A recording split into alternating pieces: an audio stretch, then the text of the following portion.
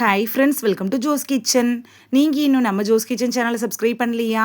சட்டுன்னு சப்ஸ்கிரைப் பண்ணிவிட்டு லைக் பட்டனையும் ஹை பட்டனையும் தட்டி விட்டுட்டு வாங்க வீடியோக்குள்ளார போகலாம். வாரத்துக்கு ஒரு முறையாவது பாலக்கீரை சாப்பிட்டா இந்த 10 பிரச்சனைகள் உங்களை நெருங்காது. அது என்னென்ன அப்படின்னு தெரியணுமா? அப்போ வீடியோவை ஸ்கிப் பண்ணாமல் பாருங்கள் ஃப்ரெண்ட்ஸ். கீரை அப்படின்னு சொன்னாலே முழுக்க முழுக்க ஆரோக்கியமானது அப்படிங்கிறது நம்ம எல்லாருக்குமே தெரியும். தெரிஞ்சும் அதை நம்ம சாப்பிட மாட்டோம். ஒவ்வொரு கீரைக்கும் ஒவ்வொரு விதமான சத்துக்கள் இருக்கு.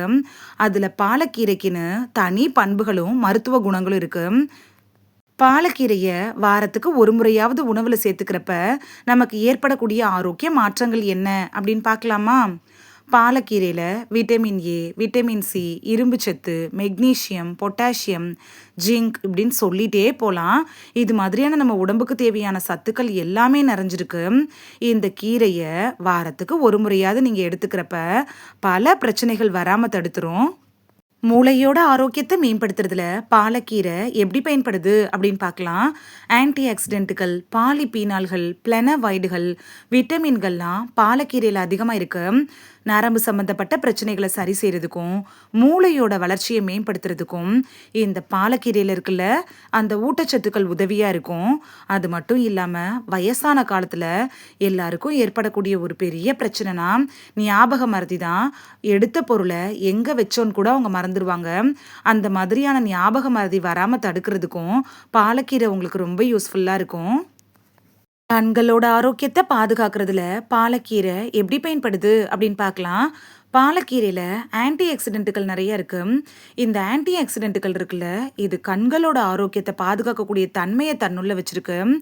பாலக்கீரையில் இருக்கக்கூடிய லுட்டின் இருக்குல்ல, இது கண்களில் வயசாகிறதுனால ஏற்படக்கூடிய மாக்குலார் சிதைவு வராமல் தடுக்கும்.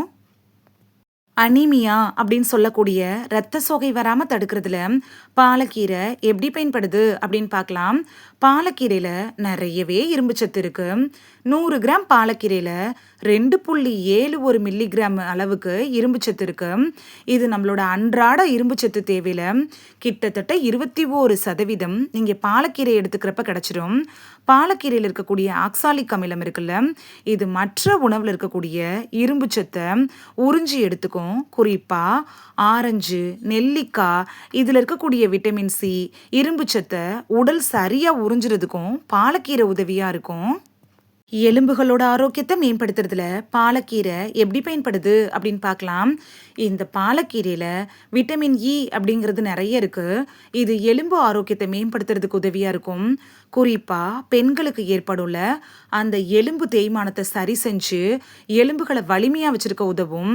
இலை வடிவ காய்கறிகளை நீங்கள் தினசரி உணவில் சேர்த்துட்டு வர்றப்ப ஆர்த்ரடிஸ், ஆஸ்டியோபொராசிஸ் இது மாதிரியான எலும்பு சம்மந்தப்பட்ட பிரச்சனைகள் வராமல் தடுத்துக்கலாம். தலைமுடியோட வளர்ச்சியை அதிகரிக்க செய்கிறதுல பாலக்கீரை எப்படி பயன்படுது அப்படின்னு பார்க்கலாம். உங்களோட கூந்தல் எலிவால் மாதிரி இருந்துச்சுன்னா பாலக்கீரையை நீங்கள் வாரத்துக்கு ஒரு முறை எடுத்துக்கிறப்ப முடியோட அடர்த்தியை அது அதிகரிக்க செய்யும். பலவீனமான முடியை உறுதியாக்குறதுக்கும் திக்காக வளர்க்குறதுக்கும் உதவியாக இருக்கும்.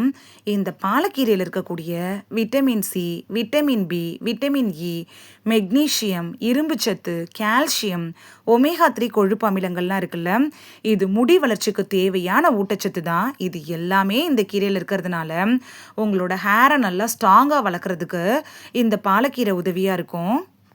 ரத்த அழுத்தத்தை கட்டுக்குள் வைக்கிறதுல பாலக்கீரை எப்படி பயன்படுது அப்படின்னு பார்க்கலாம். பாலக்கீரையில் நைட்ரேட் அதிகமாக இருக்கு. நைட்ரேட் நிறைந்த உணவுகளை நீங்கள் எடுத்துக்கிறப்ப அது நைட்ரிக் ஆக்சைடு சுழற்சியையும் அதிகரிக்கும். இதனால உயர் ரத்த அழுத்தத்தை கூட கட்டுக்குள் வச்சுக்கலாம். பாலக்கீரையை நீங்கள் ஸ்மூத்தி மாதிரி கூட செஞ்சு எடுத்துக்கிறப்ப உயர் ரத்த அழுத்தம் கூட கட்டுக்குள் வரும். அல்சர் வராமல் தடுக்கிறதுல பாலக்கீரை எப்படி பயன்படுது அப்படின்னு பார்க்கலாம். வாரத்துக்கு ஒரு முறையாவது பாலக்கீரையை நீங்கள் சமைச்சு சாப்பிட்டுட்டு வர்றப்ப வாய், குடலில் இருக்கக்கூடிய அல்சர் அது குணமாக்கும். உடம்புல இருக்கும்ல அந்த சில பிரச்சனைகளுக்கு கூட இந்த பாலக்கீரை அப்படிங்கிறது வராமல் தடுக்கும். வயிற்றில் ஏற்படக்கூடிய புண்கள், அதாவது அல்சர் வராமல் தடுக்கிறதுக்கு கூட பாலக்கீரை உதவியாக இருக்கும். சரும ஆரோக்கியத்தை மேம்படுத்துறதுல பாலக்கீரை எப்படி பயன்படுது அப்படின்னு பார்க்கலாம். பாலக்கீரையில் ஆன்டி ஆக்சிடென்ட்டுகள் நிறைய இருக்குது. வாரத்துக்கு ஒரு முறையாவது பாலக்கீரையை நீங்கள் எடுத்துக்கிறப்ப சருமத்தில் இருக்குள்ள அந்த ஃப்ரீ ரேடிக்கலை எதிர்த்து போராடி சருமத்தில் ஏற்படுள்ள அந்த வயசான தோற்றத்தை தடுத்து இளமையாக வச்சுருக்க உதவும். இந்த கீரையில் விட்டமின் ஏ, விட்டமின் சி அதிகமாக இருக்கிறதுனால சருமத்தோட நிறத்தை மேம்படுத்துறதுக்கு உதவியாக இருக்கும். சருமம் சார்ந்த பிரச்சனைகள், அதாவது கரும்புள்ளி, பிம்பிள்ஸு இதெல்லாம் வராமல் தடுக்கிறதுக்கும் இந்த கீரை உதவியாக இருக்கும். இன்ஃப்ளமேஷனை குறைக்கிறதுல பாலக்கீரை எப்படி பயன்படுது அப்படின்னு பார்க்கலாம். நம்ம உடம்புல வர பல நோய்களுக்கு இன்ஃப்ளமேஷன் அப்படிங்கிறது தான் முக்கிய காரணமாக இருக்குது.